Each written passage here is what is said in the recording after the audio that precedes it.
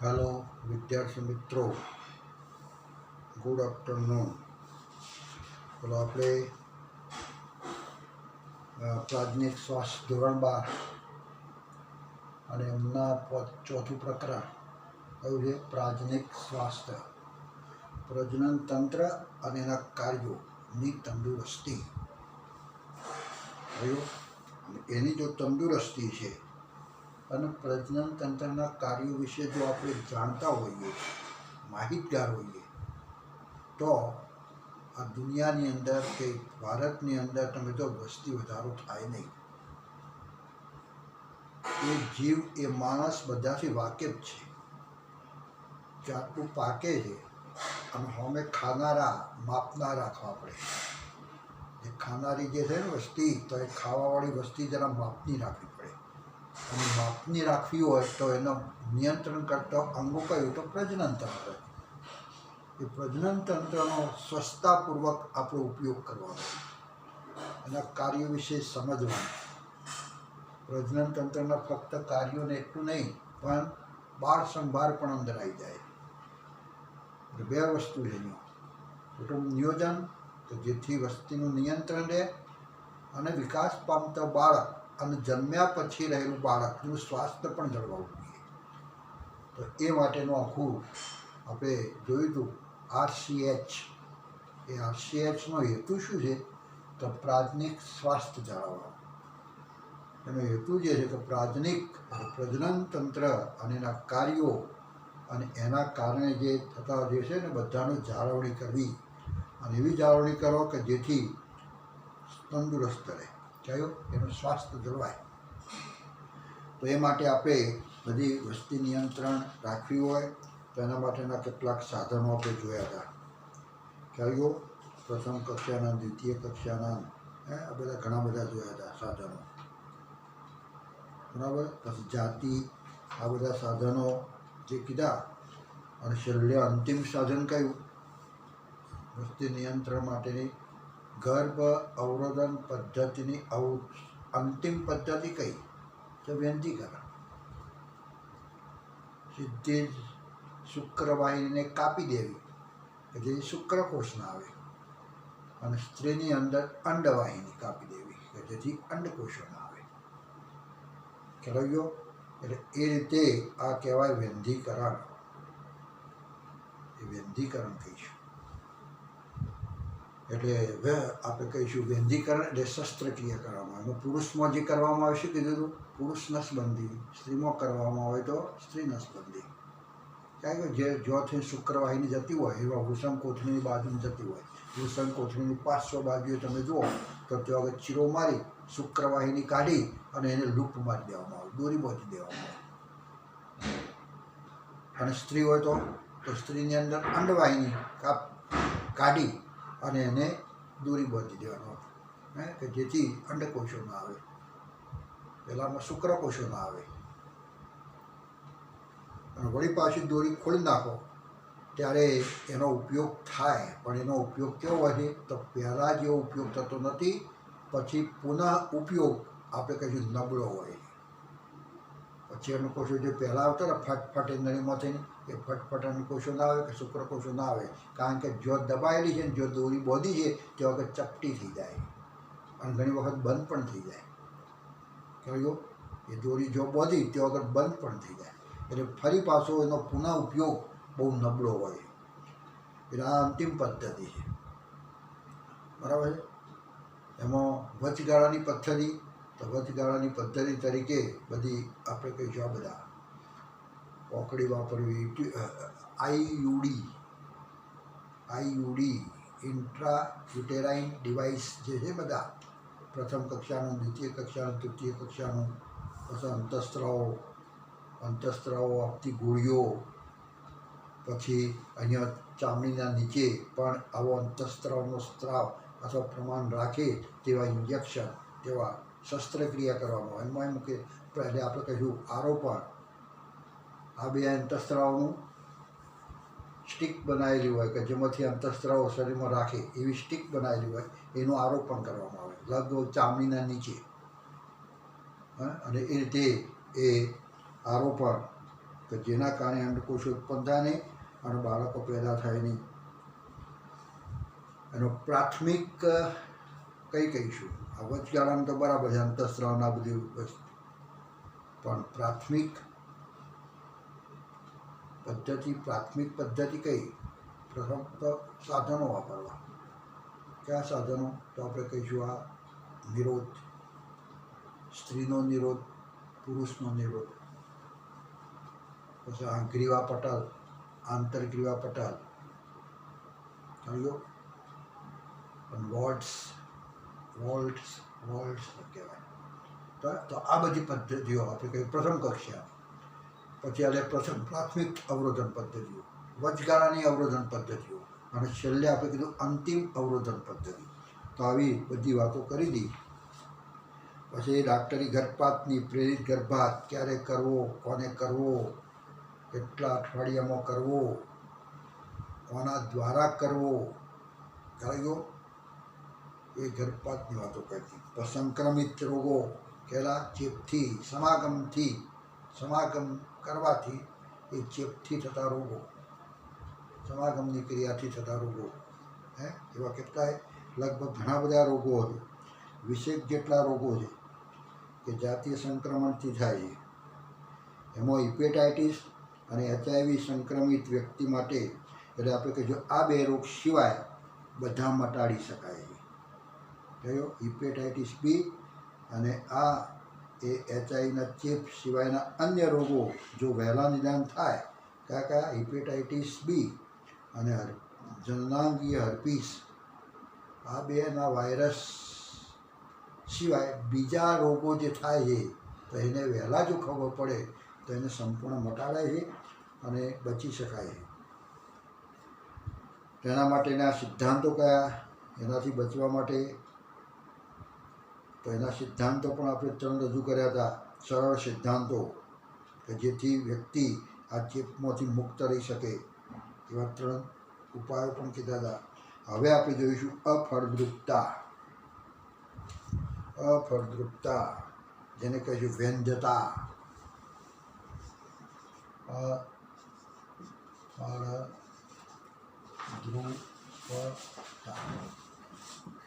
જેને કહીશું વ્યંધતા. કેટલાય દંપતી એવા છે કે જેમને બાળકની ઉત્પત્તિ જોવા મળતી નથી. પ્રાથમિક સ્વાસ્થ્યમાં આવે, એમનું પ્રજનન તંત્ર ખરું તંદુરસ્ત છે, પણ પ્રજનનની ક્રિયા કરવા માટેના જે શુક્રકોષને અંડકોષ જે જોઈએ તો એ બરાબર નથી. એ જો બરાબર હોય તો ગર્ભ ધારણ કરવો કે જો ફલન થવું તો તે બરાબર જ ના હોય, તો પણ ગર્ભ જતો નથી ને વંચિત રહી જાય, એ સંતતિથી વંચિત રહી જાય.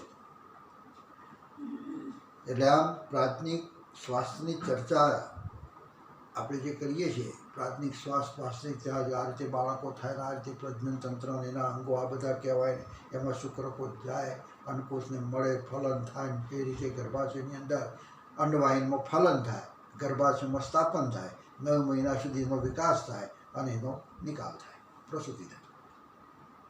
આ બધું ચર્ચા કરી, પણ જ્યાં સુધી અફળદ્રુપતા નથી જાણતા આપણે, ત્યાં સુધી પ્રાથમિક શ્વાસની ચર્ચા અધૂરી છે.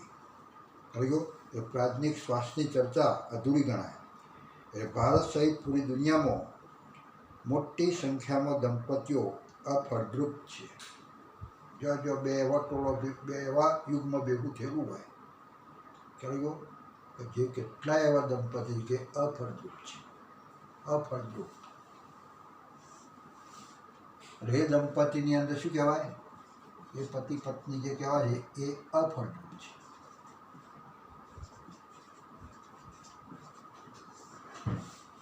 બે અફળદ્રુપ એવા 2 ભેગા છે કે પુરુષ અને સ્ત્રી, આ અફળદ્રુપ, આ 2માંથી કોઈ એકમાં હોય તો થાય, અને પછી બીજું બંનેમાં હોય તો થાય. કહ્યું અફળદ્રુપનું કારણ શું? તો આપણે કહીશું આ પુરુષ છે અને આ સ્ત્રી છે. તો આમાં અંડકોષો બરાબર નહીં હોય, તો આમાં શુક્રકોષો બરાબર નહીં હોય, પૂરી સંખ્યામાં નહીં હોય. એમાં 60% તમે જો શુક્રકોષો તો સામાન્ય કાર્ય માટે, અને 40% શુક્રકોષો એ સક્રિયતા માટે. સક્રિયતા તો એ બરાબર નહીં હોય પ્રમાણ. એક સ્કલનની અંદર કેટલાક કરોડોની સંખ્યાની અંદર શુક્રકોષો હોય, તો એ સંખ્યા પૂરી ના હોય તો પણ એ અંડકોષનું ફલનની ક્રિયા કરી શકે નહીં. એની સંખ્યા પણ પૂરતી જોઈએ. સ્ત્રીની અંદર અંડકોષો તો અંડકોષો બરાબર ના આવતા હોય તો અંડવાહીમાં ફલન ના બરાબર થતું હોય. ફલન થતું હોય તો એનું સ્થાપન જે થવું જોઈએ ગર્ભાશયની અંદર, તો એનું સ્થાપન બરાબર ના થતું હોય, કે જેના કારણે એ દંપતી અફળદ્રુપ કહેવાય. અને અફળદ્રુપ છે એ સંતતિથી વંચિત રહી જાય, એને બાળકો થતા નથી.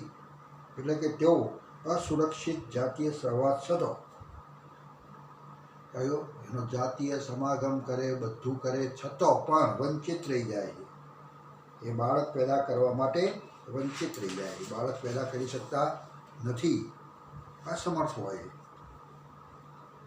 હવે એના માટે કારણો શું? કારણ તો એના કારણો ઘણા બધા હોય. ઘણી જાતની કોઈ ખામી હોય, કોઈ આ હોય તે હોય. કયો બાળક ન થવા માટેના ઘણા કારણો. એમાં એક તો આપણે કહીએ શારીરિક ખામી. શારીરિક ખામી એટલે શરીરની અંદર જે તંત્ર છે ને, એ તંત્રની અંદર કોઈ જાતની ખામી છે. શારીરિક ખામી, શરીરની ખામી. બીજી જન્મજાત રોગો. કયો વારસામાં ઉતરતા કેટલાક એવા રોગો હોય કે જેના કારણે એ પણ વેંધરી જાય. બરાબર, જન્મજાત રોગો. પછી મનોવૈજ્ઞાનિક, મન ફળદ્રુપતા થવું અથવા શુક્રકોષ અંડકોષો સારા ઉત્પન્ન થવા, એ મનની સ્થિતિ પણ સારી હોવી જોઈએ. બરાબર, અને કહેવાય છે કે મન હોય તો માર્ગે જવાય. આપણે પોતે જ જાતે મનથી જ વિચારીએ કે આપણે તો હું તો કંઈ નહીં, જે કંઈ શુક્રકોષ ઉત્પન્ન થાય છે બરાબર નથી, અને નહીં જોવાય. અગો પહેણ્યા પહેલાં આવો જો વિચાર થઈ જાય, અને પહેલાં પછી જો વિચાર આવો થાય કે ભાઈ આવું છે, અને આવું જશે, મનની સ્થિતિ છે. મનની સ્થિતિ પણ તંદુરસ્ત હોય તો એ દંપતી દ્વારા બાળકો થઈ શકે. એટલે આના માટે કારણો કયા? તો શારીરિક ખામણ, જન્મજાત, પછી દવાઓની અસરથી પણ, ઘણી ગોળીઓ ખાધી હોય, એન્ટીબાયોટિક, આ તે બધું, અને એવી ગોળીઓ ખાધી કે જેની અસર પ્રજનન કોષો ઉપર થતી હોય, પ્રજનન અંગો ઉપર થતી હોય, તો પણ બાળકો પેદા થઈ શકતા નથી. પ્રતિરક્ષા સંબંધી એટલે એન્ટીબાયોટિક સંબંધી. મનોવૈજ્ઞાનિક એટલે ભારતમાં સામાન્ય દંપતીને બાળક ન થવા માટે કોના ઉપર ટોપલો ઠલવવામાં આવે છે, કોનો વોક કાઢવામાં આવે છે? તો લગભગ સ્ત્રીઓને આ વોક કાઢવામાં આવે છે. સ્ત્રીઓને દોષિત ગણવામાં આવે, પરંતુ સામાન્ય એવું હોતું નથી. સ્ત્રી દોષિત છે એવું નથી. આ સમસ્યા પુરુષ સાથીઓમાં પણ હોઈ શકે. પુરુષમાં પણ આવી ઘટના હોય એટલે આપણે કહીશું દોષિત હોઈ શકે છે. સ્વાસ્થ્ય સંભાળ કેન્દ્ર આવું હોય તો સ્વાસ્થ્ય સંભાળ કેન્દ્ર વંધ્યત્વ કેન્દ્ર કહેવાય. વંધ્યત્વ નિવારણ કેન્દ્ર. જો દંપતીને બાળક થતા નથી તો તે લોકો એનું નિદાન કરે, એવી સારવાર આપે, અને એને ફળદ્રુપ બનાવે, અને બાળક કરી શકે તેવી ક્ષમતા લાવે, અને બાળકની પ્રાપ્તિ કરાવે. એ કુદરતી રીતો છે, અને કેટલીક માનવ દ્વારા થતી કેટલીક રીતો છે. કુદરતની બે ભેગી થઈ અને એ રીત અપનાવો કે જેના કારણે એ વ્યક્તિની અંદર ભલે અફળદ્રુપ થયું છતાં પણ કેટલાક સાધનોનો ઉપયોગ કરી અને બાળકની પ્રાપ્તિ કરાવાય, અને વંધ્યત્વ નિવારણ થાય. એ જે અફળદ્રુપ થતા ને એને ફળદ્રુપ બનાવાય, બાળકો ઉત્પન્ન કરાવી શકાય. એટલે આ એક કેન્દ્રની અંદર થતું જોવા મળે. એમાં આ કેન્દ્ર મદદ કરે. વંધ્યત્વ નિવારણ ચિકિત્સાલય કયો તો એ નિદાન કરી મદદ કરે. કેટલીક આવી અનિયમિતતાઓથી સાચી સારવાર કરી અને દંપતીઓને બાળક પ્રાપ્ત કરાવે એવી એક સંસ્થા છે અથવા દવાખાનું છે. આમ છતાં જો ખામીઓને સારી કરવી શક્ય ન હોય, ખામી હોય તો રિપેર કરો તો જરા હરખાઈ આવી જાય. અંડપિંડમાંથી અંડકોષો ઉત્પન્ન ના થતા હોય તો એવી દવા કરો કે જેના કારણે એ જ અંડકોષો ઉત્પન્ન કરતું થઈ જાય. શુક્રકોષો તો ચલિત ના હોય તો એની અંદર એવી દવાઓનો ઉપયોગ કરો કે જેના કારણે શુક્રકોષો ચલિત થાય. જો રિપેરિંગ થાય તો રિપેરિંગ કરવામાં આવે, અને રિપેરિંગ કરવા છતાં પણ ના મળે તો કેટલાક સાધનો વાપરવા પડે. જો શક્ય ના હોય તો કેટલીક વિશિષ્ટ પદ્ધતિઓ અપનાવવામાં આવે. અને એ પદ્ધતિઓ એટલે કઈ તો સહાયક પ્રજનન પદ્ધતિઓ. એને આપણે કહીએ સહાયક પ્રજનન પદ્ધતિઓ. સળીઓ અફળદ્રુપતા હોય તો એને સાધન આપણે કહીશું જ્યાં શક્ય બને ત્યાં સુધી એનું રિપેરિંગ કરવામાં આવે, એનું નિવારણ કરવામાં આવે. અનિયમિતતાઓની સ્વામીની ખામીને તમે જુઓ તો એ નક્કી કરવામાં આવે અને સુધારવામાં આવે. ખામીને સારી કરવી શક્ય પણ ના હોય તો તે વખતે કેટલીક વિશિષ્ટ પદ્ધતિઓ અપનાવવામાં આવે. તો એવી વિશિષ્ટ પદ્ધતિઓ આપણે જોવી છે. બરાબર, વિશિષ્ટ પદ્ધતિ, અને એને આપણે કહીશું સહાયક પ્રજનન પદ્ધતિઓ. સહાય કરે, સહાયક પ્રજનન પદ્ધતિ, જેને કહીશું એ પ્રજનન એટલે આર, અને પદ્ધતિ AR ARC ARF ART, T એટલે ટેકનિક. ચલો, તો આવી ટેકનિક એસિસ્ટેડ, સહાયક એટલે એસિસ્ટેડ, આસિસ્ટન્ટ ઉપરથી શબ્દ છે એસિસ્ટેડ. રિપ્રોડક્ટિવ ટેકનિક, સહાયક પ્રજનન પદ્ધતિઓ જે પ્રજનનથી એને બાળકો ઉત્પન્ન કરાવે છે, પ્રાપ્ત કરાવે છે. તો આવી કેટલીક પદ્ધતિઓ છે સહાયક પ્રજનન પદ્ધતિઓ, ART તરીકે ઓળખાય છે. તેની સહાયથી દંપતીને બાળક પ્રાપ્ત થાય છે. એમાંની એક પદ્ધતિ આપણે કહીશું ઇન વિટ્રો ફલન, એક આપણે કહીશું IVF.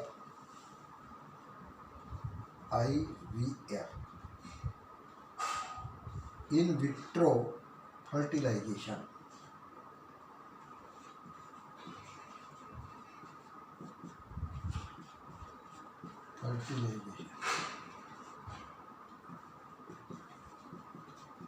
આ પદ્ધતિ IVF.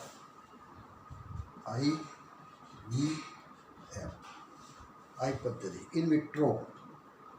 હવે આમાં શું કરવામાં આવે તો આ પદ્ધતિની અંદર શરીરની બહાર લગભગ શરીરની અંદર જેવી સ્થિતિ કરવામાં આવે. શરીરની બહાર પણ શરીરમાં જે પ્રમાણે ગર્ભાશયની અંદર સ્થિતિ હોય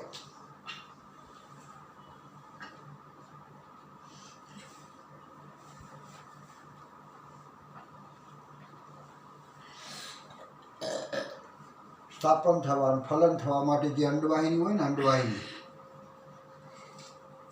તો કેવી સ્થિતિ છે, પછી ગર્ભાશયમાં સ્થાપન થવા માટે કેવી સ્થિતિ છે, કેવું વાતાવરણ છે, એસિડિકતા, બેઝિકતા, એમાં જે માધ્યમ, આ બધું કેવું છે. તો એવી બાબત અહીંયા બહાર તૈયાર કરવામાં, શરીરની બહાર, એ સ્ત્રીનું જે શરીર છે એ શરીરની બહાર કરવામાં આવે. શરીરની બહાર એ જાતનું એ સાધન વાપરવામાં આવે કે જેની અંદર આવું વાતાવરણ ઊભું કરવામાં આવે. એટલે એવી સ્થિતિ કે જેમાં એવી સ્થિતિ કરવામાં આવે શરીરની અંદર જેવી સ્થિતિમાં ફલન કરાવવામાં આવે. જેમ શરીરની અંદર ફલન થાય એ જ રીતે શરીરની બહાર ફલન કરવામાં આવે. અને પછી ભ્રૂણ સ્થાનાંતર, ઈટીને લગતી પદ્ધતિ છે. પછી જે ફલન થઈ જાય પછી એનું સ્થળાંતર કરવા. આ ભ્રૂણ સ્થળાંતરને લગતી પદ્ધતિ છે. ભ્રૂણ સ્થાનાંતર કયો? અહીંયા અંડકોષ છે ને બહાર લાવવામાં આવે તો પુરુષ જેના જે દંપતીમાં એનો જે પુરુષ છે એના શુક્રકોષો પણ બહાર કાઢવામાં આવે અને એ શુક્રકોષો દ્વારા એનું ફલન કરવામાં આવે. ફલન કરીને જે ગર્ભ બન્યો, જે ફલિતાણ બન્યો, આ 2 સૂત્રવાળો જે ફલિતાણ જે બન્યો એ ફલિતાણની પછી એને સ્થળાંતર કરવા, ભ્રૂણને સ્થળાંતર કરવાનું. વળી પાછું જો સ્થાપન થવાનું છે ત્યાં આગળ મૂકી દેવાનું. કહ્યું? એટલે ઈટીને લગતી પદ્ધતિ. ઈટી એટલે એમ્બ્રિયો ટ્રાન્સફર. કહ્યું? આ એમ્બ્રિયો ટ્રાન્સફર કરીએ તો એના જેવી પદ્ધતિ છે. એટલે એમ્બ્રિયો ટ્રાન્સફર એટલે ભ્રૂણ સ્થળાંતરને લગતી આ પદ્ધતિ છે. એટલે ભ્રૂણ સ્થળાંતર એટલે એમ્બ્રિયો સ્થળાંતર ઈટીને લગતી પદ્ધતિ છે. અને આ પ્રચલિત પદ્ધતિ જે કહીશું, આવી જે પ્રચલિત પદ્ધતિને કહીશું ટેસ્ટ ટ્યુબ બેબી. એને શું કહેવાય છે? Test tube baby. કહ્યું? એ ટેસ્ટ ટ્યુબ બેબી કાર્યક્રમ તરીકે જાણીતી છે. ટેસ્ટ ટ્યુબ બેબીનો આ કાર્યક્રમ કે જે દંપતી હોય કે જેની અંદર કોઈ પણ ખામી હોય અને ખામીના કારણે શું છે? પુરુષનો ખામી હોય. કહ્યું? તો પુરુષની અંદર ખામી કે એમાં શુક્રકોષો બરાબર ઉત્પન્ન થતા નથી, કે તો સ્ત્રીની અંદર અંડકોષો બરાબર ઉત્પન્ન થતા નથી. તો તે લોકો શું કરે છે? તો અંડપિંડને એ રીતે રિપેર કરે, થોડું એવી દવાઓ આવે ને એવા અંતઃસ્ત્રાવો આપે કે જેના કારણે અંડપિંડ ઉત્તેજિત થાય અને એમને અંડકોષ ઉત્પન્ન કરાવે. એ અંડકોષ બધા બહાર કાઢવામાં આવે, 2-4 અંડકોષો બહાર કાઢવામાં આવે અને આ બધા અંડકોષોને એના પતિ દ્વારા, એના પતિના શુક્રકોષ દ્વારા એનું ફલન કરાવી દેવામાં આવે. અને જે ફલન કરાવ્યું આ ટેસ્ટ ટ્યુબ બેબીમાં, આપણે કંઈ ટેસ્ટ ટ્યુબની અંદર આપણે ટેસ્ટ ટ્યુબ હોય, પેટ્રીસ નહીં પણ આવી ટેસ્ટ ટ્યુબ હોય, એની અંદર અંડકોષો ઘણા બધા અને એને ફલન કરાવે શુક્રકોષ દ્વારા. પછી ભ્રૂણને ગર્ભાશય તો સારું છે, અંડપિંડ એવું હતું કે જેમાં અંડકોષો બરાબર નહોતા ઉત્પન્ન કરાવવામાં આવે. કરાયા પછી બહાર કાઢવામાં આવે અને બહાર કાઢ્યા પછી ફલન કરવામાં આવે. ફલન કરાવી વળી પાછા ભ્રૂણને ગર્ભાશયની અંદર મૂકી દેવામાં આવે કે જેના કારણે 9 મહિના સુધી એનો વિકાસ થશે અને એ રીતે બાળક પ્રાપ્ત કરાવવામાં આવે. કહ્યું? અને આવી પદ્ધતિ એટલે આને કહીશું in vitro fertilisation. In vitro fertilisation આ એક પદ્ધતિ છે. જે કંઈ બધી પદ્ધતિ જોઈશું એ બધી પદ્ધતિ શું છે? એ દંપતીને બાળક પહેલાં કરાવવા માટે, બાળક પ્રાપ્ત કરાવવા માટેની પદ્ધતિઓ. એટલે કહીશું ART કહેવાય. એ ARTમાંની આ એક પદ્ધતિ, IVF, બાળક પેદા કરવા માટે. જેમાં દંપતિ એટલે પતિ પત્ની જેને કહીશું સ્ત્રીના અંડકોષો અને પતિદાતા તરીકે પુરુષના શુક્રકોષને એકત્રિત કરવામાં આવે. ટેસ્ટ ટ્યુબની અંદર 2 ભેગું કરવામાં આવે. પુરુષના એના પતિ જે કહીશું પતિના શુક્રકોષો અને સ્ત્રીના અંડકોષો 2 ભેગું કરીને ટેસ્ટ ટ્યુબમાં ફલન કરવામાં આવે. ફલન કરાવો, ફલિતાણ જે બને પછી શું કરવામાં આવે? ઈટી એટલે એ ભ્રૂણને ટ્રાન્સફર કરી દેવાનું. હવે એમાં પાછું ભ્રૂણ જે છે ફલન થઈ ગયા પછી તમે જોવામાં આવે કે આ 4 કોષોવાળો બન્યો કે 5 કોષોવાળો કે 8 કોષોવાળો, કેટલા કોષોવાળો બન્યો છે? 8 કોષોવાળો બને, પહેલાં 2 કોષોવાળો. આ ફલિતાણ બની ગયો, ફલિતાણ બન્યા પછી 2 કોષો બને, 2ના 4 બને, 4ના 8 બને અને 8ના 16 બને. ગયો? આટલા ફલન થયા પછી આવો કોષ બને, 8 કોષોવાળો બને. તો 8 કોષોવાળાને શું કરવાનું? તો 8 કોષોવાળો જે ગર્ભ હોય તો એને આની અંદર નાખવાનો. અને ફલન થયા પછી તમે જુઓ તો 16 કોષોવાળો ગર્ભ બન્યો છે. તો 16વાળો બન્યો હોય તો એને અહીંયા નાખવાનો. ગર્ભાશયની અંદર 16 કોષો ઉપરનો જો બનેલો હોય તો એને ગર્ભાશયમાં નાખવાનો. અને 8 કોષોવાળો બન્યો હોય તો એને અંડવાહિનીમાં નાખવાનો. એટલે આપણે ટ્રાન્સફર કર્યું, ભ્રૂણને ટ્રાન્સફર કરો, પણ ટ્રાન્સફર ક્યાં કરવાનો? તો આમાંય કરાય અને આમાંય કરાય, એટલે ગર્ભાશયમાં કરાય. આ ઇનફેલોપિયન ટ્યુબ એટલે આપણે કહીશું. તો એ રીતે ટ્રાન્સફર કરવામાં આવે. એટલે આવા પ્રયોગશાળામાં યોગ્ય પરિસ્થિતિમાં ફલિતાણના નિર્માણને પ્રેરવામાં આવે, ફલિતાણ બનાવવામાં આવે, એને ફલિતાણ બનાવવામાં આવે. ત્યારબાદ ફલિતાણ અથવા પ્રારંભિક ભ્રૂણ 8 સુધીના ગર્ભપુષ્ટિ કોષોવાળો બને, 8 કોષોવાળો બને ને અંડવાહિનીમાં સ્થળાંતરિત કરવામાં આવે. અને ફલિતાણ અંતઃ અંડવાહિની સ્થળાંતર કહેવાય. આને શું કહીશું? ઝાયગોટ ઇન્ટ્રા ફેલોપિયન ટ્રાન્સફર, જીપ્ટ કહેવામાં આવે છે. આને શું કહેવાય છે? જો અંડવાહિનીમાં દાખલ કરવામાં આવે, સ્થળાંતર કરવામાં આવે તો જીપ્ટ કહેવાય. આપણે કહીશું ઝાયગોટ ઇન્ટ્રા ફેલોપિયન ટ્યુબ, આમાં દાખલ કરવામાં આવે. એટલે જેને કહીશું જીપ્ટ, એ જે ફલનની ક્રિયા થઈ ગઈ એને કહ્યું જીપ્ટ. અને 8 કરતાં વધુ ગર્ભકોષ્ઠી કોષોવાળો બને, 8 કરતાં વધુ બને, વધુ એટલે 16 કોષોવાળો બને પછી ડબલ, તો એને ઓળખી એનો વિકાસ આગળ કરવા માટે, પૂર્ણ કરવા માટે ગર્ભાશયમાં સ્થળાંતરિત કરવામાં આવે, જેને કહીશું આઈયુટી. એને કહીશું આઈયુટી.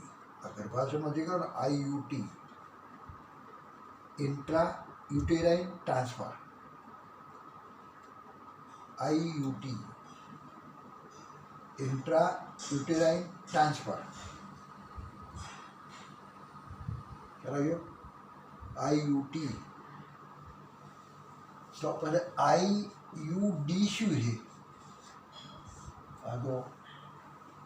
તો આ એક પદ્ધતિ એવી છે, અવરોધન પદ્ધતિ, ગર્ભ ના રહે તે માટેની પદ્ધતિ કહી. આઈયુડી પ્રથમ કક્ષાનું, દ્વિતીય કક્ષાનું, તૃતીય કક્ષાનું.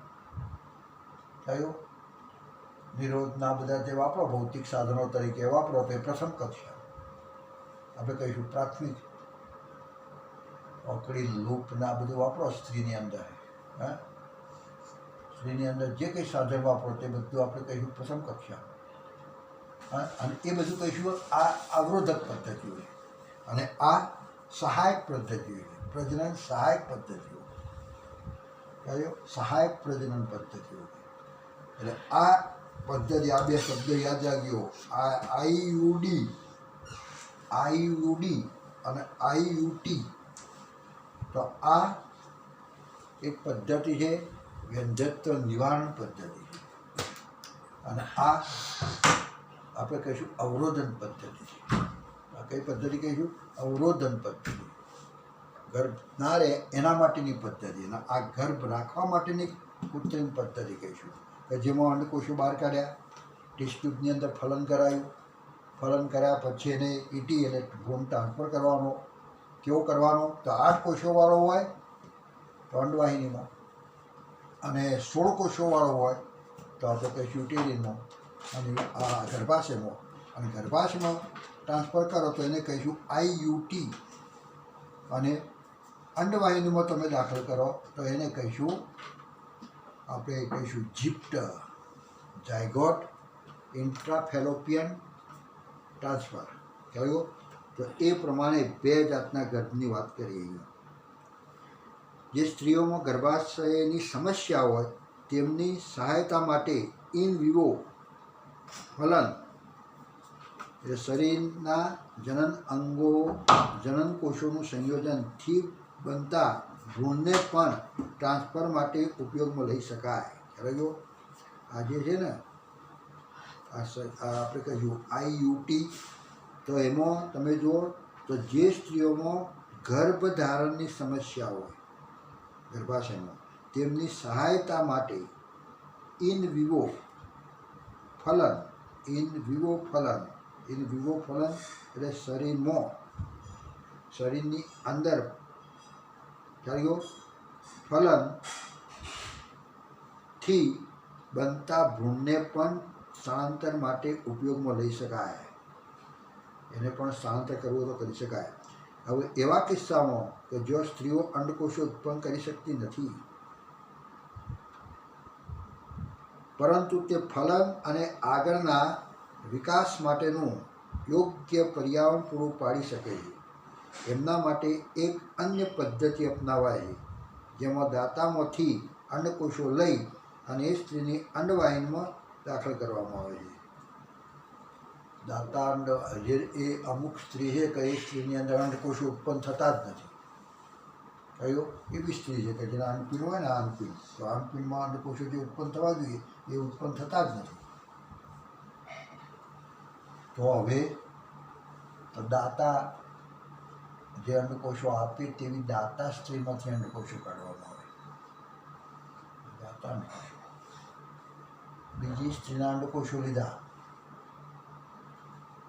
ગયો અને એ અંડકોષો ઇન્જેક્શનમાં ભરી અથવા ઓપરેશન કરી અને અંડવાહિનીમાં દાખલ કરવામાં આવે. કયો આગળ ભાગ તો આપણે કહીશું એ કયો ભાગ છે? એમ્પ્યુલા હોય ને ફૂલેલો ભાગ. અંડવાહિનીમાં જો ફલન થવાનું છે ને એ ભાગ કયો છે? એમ્પ્યુલા.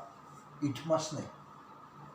ઇથમસ અને એમ્પ્યુલાનો સંગમ સાંજે છે ત્યાં ફલન નીકળે એટલે ત્યાં છોડી દેવામાં આવે. અંડકોષો અહીંયા છોડી દેવામાં આવે. પ્રજનન કોષો અંડકોષો ગેમેટ કહેવાય. ગેમેટ. હા, એ ગેમેટને અહીંયા નાખી દીધા. પછી એનો જે પતિ છે એના પતિ દ્વારા અહીંયા સંભોગની ક્રિયા કરાવવામાં આવે. થયો અને એના જે શુક્રકોષો છે ચાલતા ચાલતા અહીંયા આવી અને આનું ફલન કરે. આ અંડકોષો જે નાખ્યા કોના છે? તો બીજાના લીધેલા છે. દાતા સ્ત્રી છે એના અંડકોષો લીધા છે, પણ એ અંડકોષોનું ફલન આ શુક્રકોષ દ્વારા થશે, પોતાના પતિના શુક્રકોષ દ્વારા થશે. થયો એટલે એની અંદર જે બાળક થવાનું, બાળક કોનું? તો બાળક એ જેના ગર્ભાશયમાં વિકાસ પામે તેનું બાળક થશે. એના અંડકોષો આવે છે ને એ શુક્રકોષો જાય છે ફલન કે. એ પદ્ધતિને શું કહેવાય છે? તો એને કહીશું GIFT. GIFT. GIFT. Gametes intrafallopian transfer. કયો? આ ગેમેટી. ગેમેટ એટલે પ્રજનન કોષ. અંડકોષો અંડવાહિનીમાં મૂકી દીધા એને કહીશું આવી ગિફ્ટ. પ્રયોગશાળામાં ભ્રૂણ બનાવવાની એક અન્ય વિશિષ્ટ પદ્ધતિ પણ છે આંતરકોષરસીય શુક્રકોષ વિક્ષેપણ, જેને કહીશું ICSH. આ એક બીજી પદ્ધતિ છે ICSH. શું નામ છે? તો આંતર એટલે ઇન્ટ્રા સાયટોપ્લાઝમિક સ્પર્મ ઇન્જેક્શન. થયો સ્પર્મ જ ઇન્જેક્શન દ્વારા એ દાખલ કરવામાં આવે છે. આંતરકોષીય શુક્રકોષ વિક્ષેપણ, જેમાં શુક્રકોષને સીધા અંડકોષમાં દાખલ કરવામાં આવે. અંડકોષમાં જ અંડકોષ પકડી, અંડકોષ છે ને એમાં પકડી અને એમાં સીધા શુક્રકોષને દાખલ કરવામાં આવે. એટલે આપણે કહીશું ઇન્ટ્રા કોષ સાયટોપ્લાઝમિક વિક્ષેપણ. વિક્ષેપણ એટલે અહીંયા કહીશું સ્પર્મ નાખી દીધા. શું નાખ્યું? તો સ્પર્મ નાખવામાં આવે છે. અને આપણે કહીશું ICSI. તો એ સીને ઇન્જેક્શન કહીશું અને કહીશું ઇન્જેક્શન. તો આ એક પદ્ધતિ છે. આ બધી લખાય છે, બધી પદ્ધતિઓ. આ એક પદ્ધતિ, પછી આ પદ્ધતિ, પછી આ પદ્ધતિ, પછી જીપ્ટ પદ્ધતિ. પછી 2 કોષો બને ને 8 વાળો બને તો અહીંયા નાખવાનો જીપ્ટ, અને 16 વાળો બને તો અહીંયા નાખવાનો. હા, આ બધી પદ્ધતિઓ. આ બધી પદ્ધતિઓ બધી કઈ કહેવાય? ART પદ્ધતિઓ. બધી ART પદ્ધતિઓ છે. કયો? કોષ શુક્રકોષને સીધા અંડકોષમાં દાખલ કરવામાં આવે. વ્યંજતા કે અફળદ્રુપતા એ તેની પુરુષ સાથી સ્ત્રીના વીર્ય દાખલ કરવા સક્ષમ ન હોવાના કારણે અથવા સ્ખલનમાં શુક્રકોષોની સંખ્યા ખૂબ ઓછી હોવાના કારણે. આપણે કહ્યું વીર્ય પડે નહીં, વીર્યનો સ્ત્રાવ ન થાય, અને કદાચ વીર્યનો સ્ત્રાવ થાય તો એમાં શુક્રકોષની પૂરતી સંખ્યા ના હોય, અને એના આવું હોય ત્યાં આગળ આ કરવામાં આવે છે. એના કારણે આ બધું કરવામાં આવે. કઈ પદ્ધતિ? તો આ પદ્ધતિ. એ શુક્રકોષો અને અંડકોષો હોય ને, અંડકોષમાં ડાયરેક્ટ શુક્રકોષ દાખલ કરવામાં આવે, કારણ કે એ પુરુષના શુક્રકોષો અંદર જઈ શકતા નથી, કારણ કે પૂરતી સંખ્યા નથી. પુરુષના શુક્રકોષો બરાબર ના હોય અને વીર્ય પણ ના બરાબર હોય તો આ લોકોને દંપતીને આપણે કહીશું બાળક પ્રાપ્ત કરવું હોય તો એ લોકોને કઈ પદ્ધતિ અપનાવવામાં આવે? તો આ પદ્ધતિ અપનાવવામાં આવે. ICSI કયું? એમાં એના અંડકોષોમાં ડાયરેક્ટ સીધો શુક્રકોષ દાખલ કરવામાં આવે, વિક્ષેપણ કરવામાં આવે. એટલે આને કહીશું આ પદ્ધતિ, જેમાં શુક્રકોષને સીધા અંડકોષમાં જ દાખલ કરવામાં આવે. અનફળદ્રુપતા તેની પુરુષ સાથીના દાખલ કરવા માટે આપણે કહીશું આ જાતની ખામી હોય તો એ કરવામાં આવે. કયું? એટલે એવું છે. તેને કૃત્રિમ વીર્ય સેચન કહેવામાં આવે છે. એને IAI તરીકે ઓળખવામાં આવે છે, કૃત્રિમ વીર્ય સેચન. કઈ પદ્ધતિને? અંડકોષમાં શુક્રકોષને દાખલ કર્યા તો એ પદ્ધતિને આપણે આ કહીશું. એમાં વીર્યનું સિંચન કર્યું. શું કર્યું? એના ઉપર અંડકોષો ઉપર વીર્યનું સિંચન કર્યું. એટલે આપણે કહીશું AI. અને AI એટલે આપણે કહ્યું ફર્ટિફિકલ ઇન્સેમિનેશન. ફર્ટિફિકલ ઇન્સેમિનેશન એટલે કૃત્રિમ વીર્યદાન. જે ગાય, ભેંસ ને બકરી આ બધાની અંદર કૃત્રિમ વીર્યદાન કરવામાં આવે છે, વીર્યનું દાન. એને કહીશું આર્ટિફિશિયલ. એને શું કહીશું? Artificial insemination. કુદરતી નહીં પણ કૃત્રિમ વીર્યનું સિંચન. આ પદ્ધતિમાં વીર્યને પતિમાંથી અથવા સ્વસ્થ દાતામાંથી એકત્ર કરવામાં આવે, જેને કૃત્રિમ રીતે સ્ત્રીના યોનિ માર્ગમાં અથવા ગર્ભાશયમાં દાખલ કરવામાં આવે. કયું? એને કહેવાય IUI, જેને કહીશું અંતઃ ગર્ભાશય વીર્ય સેચન, ઇન્ટ્રા યુટેરાઇન ઇન્સેમિનેશન. એને કહીશું IUI. એને IUI કહેવામાં આવે છે. વીર્યનું સિંચન જે કર્યું, IUI. બહુ બધા શબ્દો આખા પાછા થઈ જાય એવા છે. IUD, IVF, પછી ગિફ્ટ, પછી આ પછી એની અંદર IUT, ગિફ્ટ, પછી IUI. આ બધાના પૂર્ણ નામ આપો તો એ પણ આવશે. પૂર્ણ નામ, આનું પૂર્ણ નામ, આનું પૂર્ણ નામ, આનું પૂર્ણ નામ, આનું પૂર્ણ નામ, આનું પૂર્ણ નામ, આનું પૂર્ણ નામ, આનું પૂર્ણ નામ. આ બધા જે લખ્યા ટૂંકા બધા, આ બધી પદ્ધતિઓ છે. બધી કઈ પદ્ધતિઓ? ART, સહાયક પ્રજનન પદ્ધતિઓ.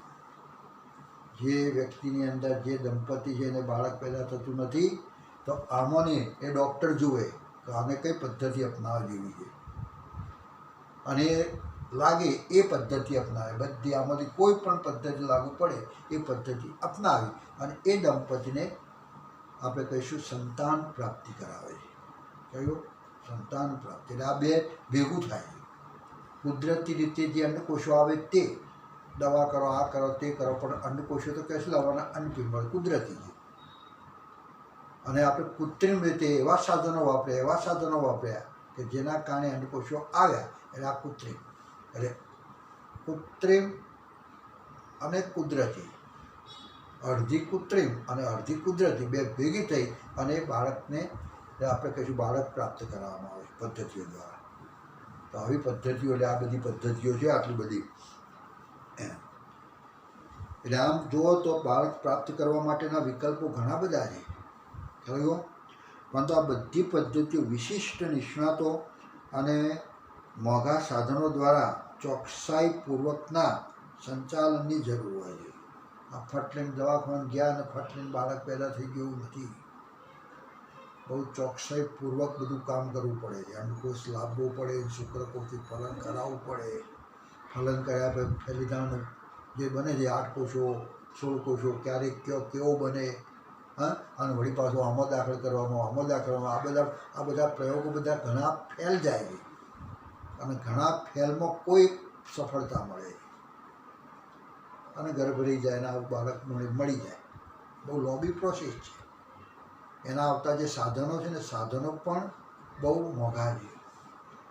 એના માટેની દવાઓ પણ બહુ મોંઘી છે અને આવું બધું કરાવવું હોય તો ડૉક્ટરની ફી પણ બહુ મોંઘી છે. એ સામાન્ય વ્યક્તિની અંદર થઈ શકતું નથી, એટલે બહુ મોંઘું છે. તેથી સવલત હાલમાં આપણા દેશની અંદર ખૂબ જ ઓછા કેન્દ્રો ઉપલબ્ધ છે. જે દેખી રીતે આનો અને આવા કેન્દ્રો આવું કરવાવાળા ડૉક્ટરો ઓછા છે અને આવું કરવાવાળા કેન્દ્રો ઓછા છે. આવું કરી યાર બધું, હા.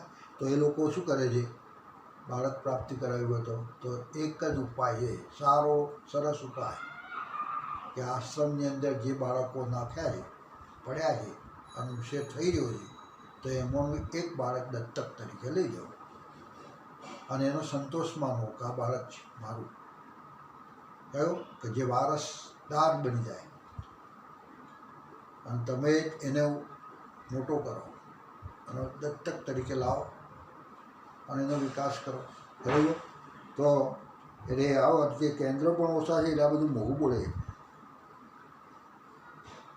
અને આ પદ્ધતિઓ અપનાવવામાં શું છે તો ભાવાત્મક, ધાર્મિક અને સામાજિક પરિબળો પણ અડચણરૂપ બને છે. આ બધું શું છે, કુદરતના વિરુદ્ધ કામ કરવાનું છે. બધું આવા સાધનો વાપરો, આ વાપરો, આ અંતસ્ત્રાવ કરો, અંડકોષ ઉત્પન્ન કરાવો.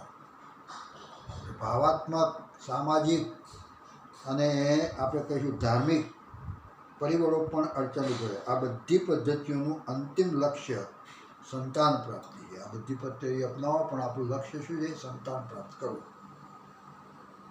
એટલે ભારતની અંદર અનેક અનાથ અને નિરાધાર બાળકો છે. તેના મમ્મી પપ્પા પણ એમને ખબર જ નથી. નિરાધાર બાળકો પણ કેટલાય ફરે બિચારા. અને આશ્રમની અંદર જો આશ્રમો ખોલ્યા છે તે વગર આવા કેટલાક લોકો એનો ઉછેર કરે.